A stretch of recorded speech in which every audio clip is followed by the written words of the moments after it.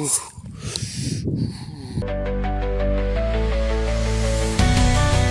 ាទថ្ងៃនេះអង្គុយនៅក្រោមដើមកសាំងនេះបងប្អូនបាទហើយខាងនេះបន្លាយបងប្អូនបាទពេលខែកដឹកហ្នឹងទឹកវាហូរពីលឺមក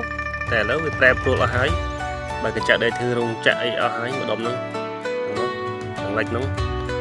បាទត្រីវាហូរមកចូលខ្ញុំបង់បានឆ្លូនច្រើនណាបាទមួយសំណាញ់45បងប្អូនហើយខែតាំងអត់ដែលមានទឹកទេបាទពេលខែទឹកជន់យើងខែចុងខែ9ដើមខែ10បងប្អូនបាទជន់លិចស្រែនឹងអស់បាទទឹកវាហូរទៅអញ្ចឹងហូរទៅអញ្ចឹងក្រោមអញ្ចឹងបាទហើយ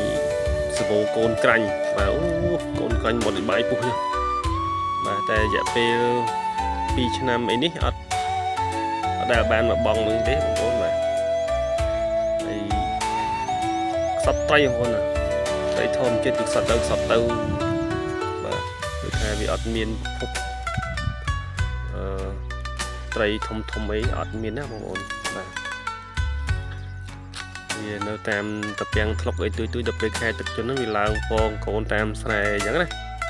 ហើយបងប្អូនមើលតែស្រែអញ្ចឹងអត់មានប្រភពទឹកទេបងប្អូនបាទពេលភ្លៀងមកព្រឹបទឹកជន់គឺមានកូនត្រីតែម្ដងមិនចេញពីណាមកទេបាទប្រហែលជាវានៅក្នុងស្រែបងប្អូនក្នុងរុនក្តាមអញ្ចឹងណាវានៅក្រាំងបាទត្រីស្រែយើងក្រាំងទៅក្រាញ់ទៅម្ដែងទៅទួអីវាក្រាំងក្នុងរុនក្តាមណាបាទវាមានទឹកបាទខ្ញុំធ្លាប់នៅទួយអីខ្ញុំជីកទៅវាឃើញសត្វអស់ហ្នឹងវានៅក្នុងរុននៅជាមួយក្តាមអីអញ្ចឹងណាក្តាមតែពេលអញ្ចឹងវាក្រាំងវាអត់ស៊ីចំណីទេបងប្អូនវាខំតាំងស៊ីដើមស្រូវពីខែកដឹកខែ11យើងហ្នឹងបាទវាមានកើតជាខ្លាញ់ហ្នឹងវាប្រើប្រាស់ខ្លាញ់វាដើម្បីចិញ្ចឹមជីវិតរំតែដើមឆ្នាំធ្លាក់ភ្លៀងអញ្ចឹងគឺវានេះហើយបាទបន្តជីវិតវារស់ធម្មតាវិញបាទសត្វវារាងកាយវាបាទខុសពីយើងបងប្អូនបាទយើងអត់អាហារអត់អីដល់ថ្ងៃ2ថ្ងៃលើហ្នឹងរកខ្ចល់ហើយបងប្អូនទៅខ្ចល់ហើយបាទនេះខ្ញុំ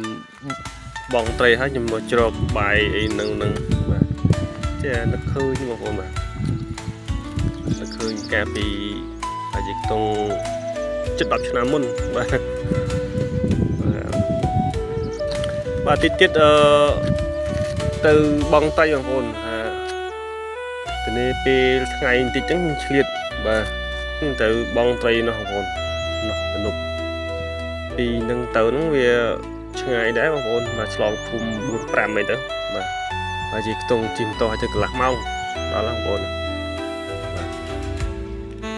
តោះមកខាត់ពេលយូរបងប្អូនចេញដំណើរទៅមុខទៀត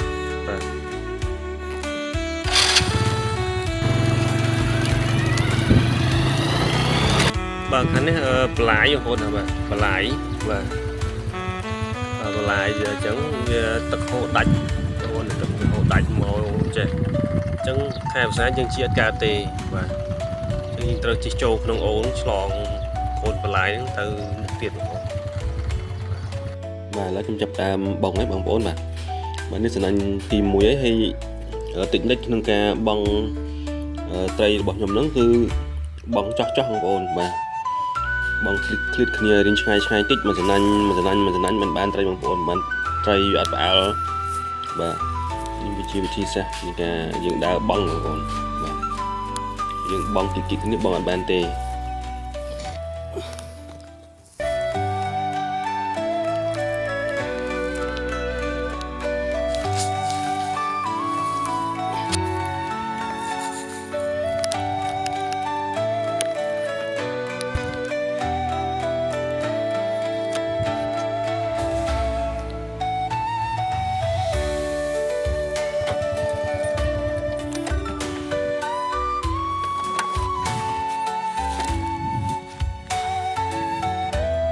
បាទក្រោយពីបងនឹងមកនេះបងតាពាំងទូចខ្ញុំបងប្អូនគេដើរហួសមកហួសអញ្ចឹងខ្ញុំបងសាក់មើលវាស្រាប់បានត្រីទូកមួយធំមកបងប្អូនបាទដូចថាសល់ពីគេអីអញ្ចឹងណាបងប្អូនបាទទាំងទូចមួយបងប្អូនមានត្រីទូកវាមកនៅអញ្ចឹង ត្រប់មួយទៀតគួរជឿអូនទាំងទូចចឹងសិនបងលេងចូលមែនបាទ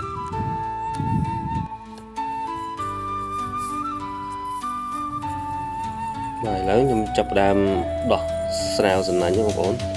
បាទដោះត្រីចូលធុងអីបាទនេះបានត្រីហើយ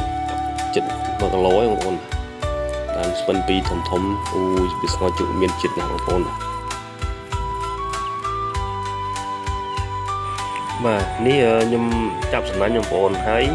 ខ្ញុំដើរលបចេះវាកន្លែងវះកែងហ្នឹងបងប្អូនបាទត្រីវាច្រើននៅកន្លែងប្រសពបាទបង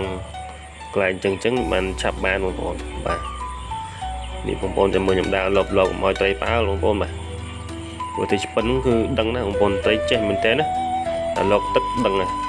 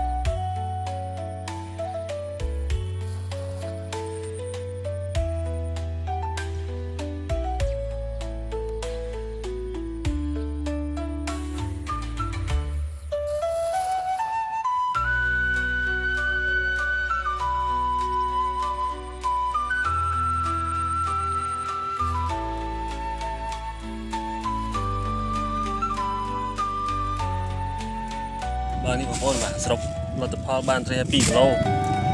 បាទបានអត់បាន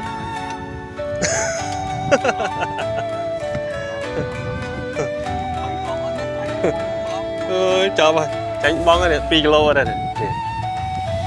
តែមុនបាន23គីឡូឥឡូវបាន2គីឡូទៀតទេបងមកសារបងតាមអ្នកបញ្ញាណាត្រីហូបរហូត